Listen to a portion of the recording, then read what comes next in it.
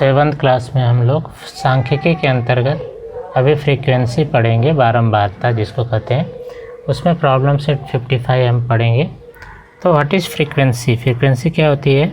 तो the number of times a particular score occur in A data is called the frequency of the score. समझो कुछ data collect किए हैं और जो उसके स्कोर्स हैं तो कितने बार जो है कि वो ऑकर करते हैं, कितने बार आते हैं, इसे दिखाने को क्या कहते हैं? फ्रीक्वेंसी कहते हैं। प्रॉब्लम सेट 55 में ये जो हाइट ऑफ द स्टूडेंट्स दिया गया है, बच्चों की ऊंचाई दी गई है 131 135 से दिया गया है 30 स्टूडेंट्स का। तो इसका जो है कि हमें फ्रीक्वेंसी फाइंड आउट करना है।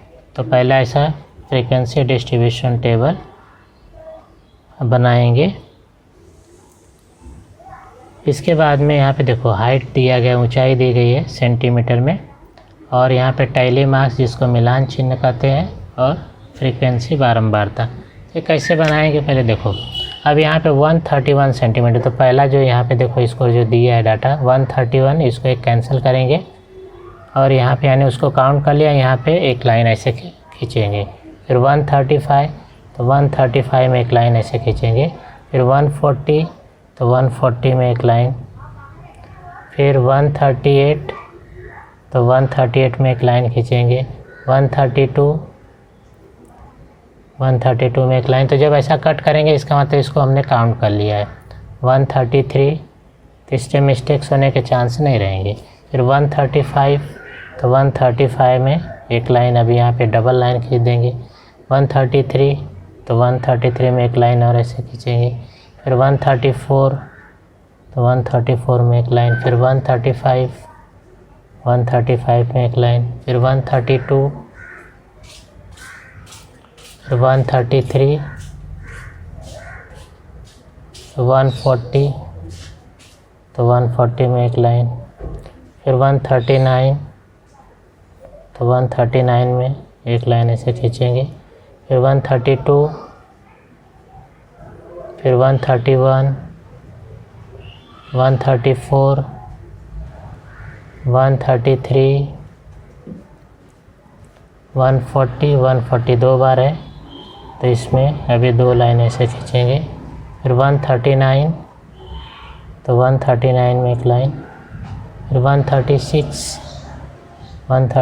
में एक लाइन। फिर 137, फिर 136, फिर 139, उसके बाद में 137, फिर 133। अभी देखो 133 में 4 हो गया। अभी 4 के बाद में अगर जो 5th लाइन आती है यानी 5th बारी नंबर 133 आएगा तो इसको ऐसे क्रॉस करेंगे, यानी 5th का एक ऐसा बंडल टाइप बनाएंगे।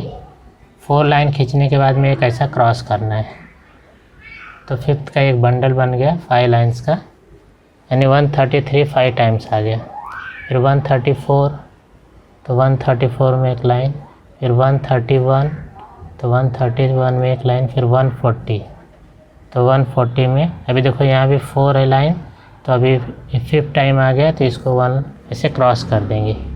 तो ये जो है कि 5 नंबर्स का एक बंडल बन गया।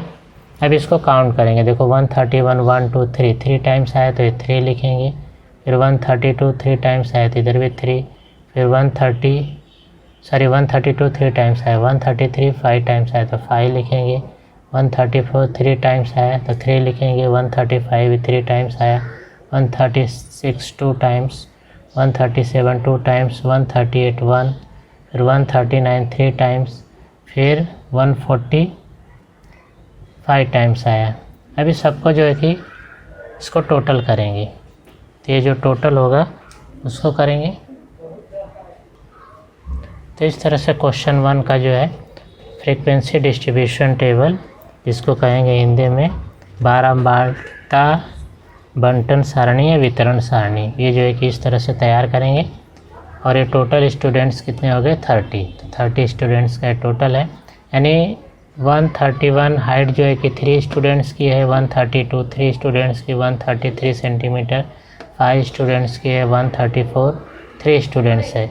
135 3 स्टूडेंट्स इस तरह से जो है कि है, टोटल स्टूडेंट्स हैं 30। क्वेश्चन नंबर 2 में अभी एक कॉलोनी है जिसके अंदर 50 फैमिली रहती है, और उसके अंदर जो फैमिली है उसके अंदर जो number of peoples in the family, यानी परिवार के सदस्यों की संख्या दी गई है। यानी किसी फैमिली में 1 मेंबर है, किसी में 2 है, किसी में 3 है, किसी में 4 है, किसी में 5 है। अब इनका फ्रीक्वेंसी डिस्ट्रीब्यूशन टेबल बनाना है, बारंबारता सारणी तैयार करनी है। तो अभी यहाँ पे देखो जो टेक्स्ट बुक में दिया है उसको मैंने यहाँ पे नहीं लिखा है। तो 1 मेंबर अगर फैमिली में है, ऐसी जो है कि एक ही फैमिली है तो 1 आया है। ऐसे ही 2 मेंबर जो फैमिली है, ऐसे 13 फैमिली है, 13 परिवार है जिसमें 2 मेंबर है, 16 फैमिली है जिसमें 3 मेंबर्स है, फिर 13 फैमिली है जिसमें 4 मेंबर्स है, 7 फैमिली है जिसमें 5 मेंबर्स है। तो इस तरह से क्वेश्चन नंबर 2 का ये फ्रीक्वेंसी डिस्ट्रीब्यूशन टेबल दिया है, और टोटल ये हो जाएगा 50, यानी जो 50 फैमिली है उसके यहाँ पे मेंबर्स दिए गए हैं। तो इस तरह से क्वेश्चन 2 करेंगे। क्वेश्चन नंबर 3 में अब कोई पासा जो है कि कुल 40 बार फेंकते हैं। जो डाइस वो 40 टाइम्स जो है कि फेंकने के बाद में उस पर जो उसके अपर पार्ट है उस पर जो नंबर आते हैं, कभी 1 आता है, कभी 2, कभी 3, कभी 4, कभी 5, कभी 6, क्योंकि जो डाई होती है, जो पासा होता है उस पर ये 1 to 6 तक नंबर होते हैं। तो इसमें से आता है अभी 1 कितने टाइम्स आया है, 2 टाइम्स, 2 कितने टाइम्स आया, 8 टाइम्स, 3 13 टाइम्स, 4 8 टाइम्स, 5 टाइम्स, और 6 जो है 4 टाइम्स। तो इस तरह से टोटल जो है कि 40 टाइम्स जो भी फेंका गया, तो उसका फ्रीक्वेंसी डिस्ट्रीब्यूशन टेबल बनाना है। तो क्वेश्चन नंबर 3 में score noted on upper part, तो जो भी नंबर जो है कि उसका जो डाई के ऊपरी पेज पे आएगा वो जो है यहाँ पे है।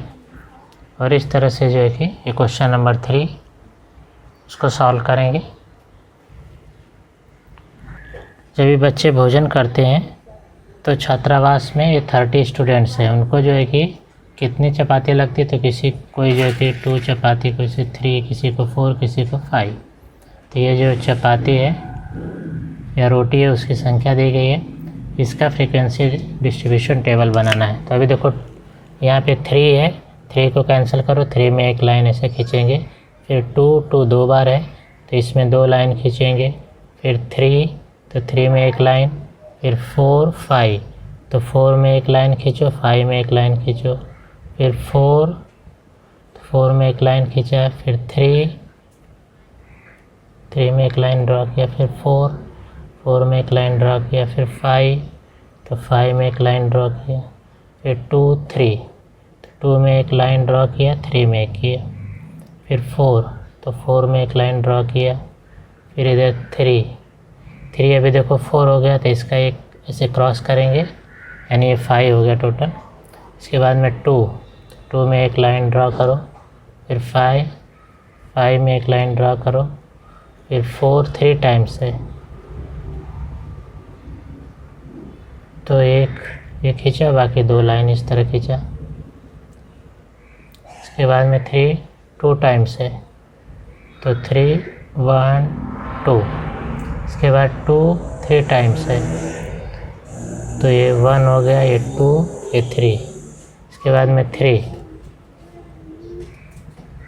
इसके बाद में 4, फिर 3 तो 3 में एक लाइन ड्रॉ किया, फिर 2 में एक लाइन ड्रॉ किया, फिर 3 तो 3 में एक लाइन ऐसे क्रॉस किया क्योंकि ये 5 हो गया टोटल, फिर 2 में एक लाइन ड्रॉ किया। अभी इसको काउंट करेंगे और उसको लिखेंगे। तो देखो 2 चपाती कितने स्टूडेंट्स ने खाया, तो 5 + 4 तो ये हो गया 9, फिर 3 चपाती 10, फिर इसके बाद में 4 चपाती तो 5 + 3 8, फिर 5 चपाती 3 स्टूडेंट्स ने खाया 3। अभी इसको टोटल करेंगे तो आ जाएगा 30। तो 30 स्टूडेंट्स हैं और ये नंबर ऑफ चपाती उनको जो है कि मील में चाहिए, भोजन में चाहिए, उनकी संख्या है। तो इस तरह से फ्रीक्वेंसी डिस्ट्रीब्यूशन टेबल बनाएंगे। इस तरह से प्रैक्टिस सेट 55 जो है कि उसके जो क्वेश्चन नंबर 1, 2, 3, 4 थे वो सभी कंप्लीट हो गए। आई होप सबको समझ में आया होगा। Thank you.